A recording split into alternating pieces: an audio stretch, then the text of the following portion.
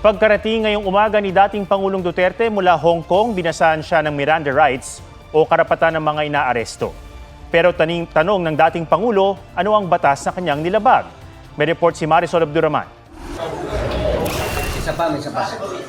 Kasama ng matataas na opisyal ng pulisya ang mga kinatawan ng Interpol o International Criminal Police Organization nang magtungo sa NAIA para arestuhin si dating Pangulong Rodrigo Duterte. Bitbit nilang warrant of arrest mula sa International Criminal Court o ICC para sa kasong crimes against humanity. Sa loob ng eroplano, may kausap na si Duterte bago bumaba ng eroplano pagka-uwi niya galing Hong Kong. A warrant of arrest. So, you will just have to kill me. Kung hindi ako papayag, kung kakampi ka dyan sa mga puti. We're just going through the process. Sa labas ng boarding gate, napanood sa Facebook Live ni Alex Paul Monteagudo, National Intelligence Coordinating Chief ni Duterte, ang diskusyon ni Torre at dating Executive Secretary Salvador Mijaldea bago lumabas ng eroplano ang dating Pangulo. Tuloy ang diskusyon sa tube o dinaraanan ng mga pasahero palabas ng eroplano patungo sa concourse ng Terminal 1. Paglabas ni Duterte ng eroplano, kasama niya ang partner na si Hanilet at anak na si Kitty, sariling mga security at mga dating gabinete. Sa Instagram Live ni Kitty, nakuna ng diskusyon ng kanyang mga magulang. Bong! Bong, halika Bong, tinan mo. Abusado kayo na sila. Dili mo hindi dapat ato agianan. Lahi ato agianan. Wala lagi warrant. Mula na iya, dinala si Duterte at mga kasama sa Villamor Air Base kung saan siya binasahan ng Miranda rights kaugnay sa isinilbing arrest warrant. Sir, you have the right to remain silent.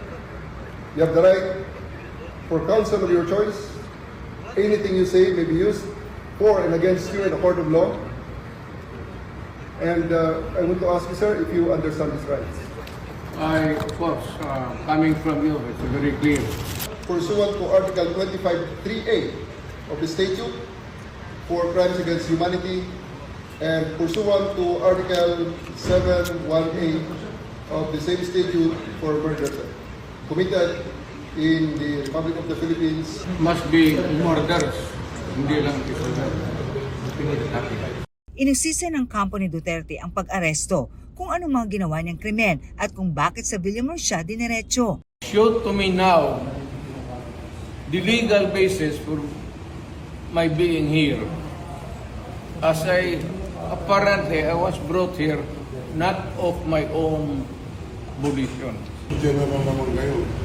Alam niyo ba na hindi man lang siya na-serve kung anong kaso kung pinag-charge sa kanya ngayon? Hindi niya alam. No? Kahit na PI man lang. Sumusunod tayo sa isang entity na hindi na tayo member. Nag-withdraw na tayo. Questionable warrant of arrest. Ano naman to, sir? Pero malinaw sa ruling ng Supreme Court noong 2021, nasaklaw pa rin ng ICC ang anumang nangyari bago ang March 17, 2019 kung kailan ay sa pinal ang pagkalas ng bansa sa Rome Statute. Sa Kalayaan Hall sa Villamor Air Base ay pinakain ng dating Pangulo at chinek up ng doktor.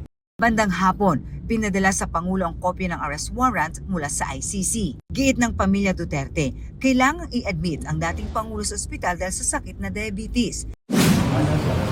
Sa isang video ni Senator Bongo, naka-oxygen si Duterte habang natutulog. Gusto ng CIDG Chief Nicanor Torre na gawin ang booking procedure kay Duterte sa Villamor Air Base, pero gusto ng pamilya na gawin ito sa ospital.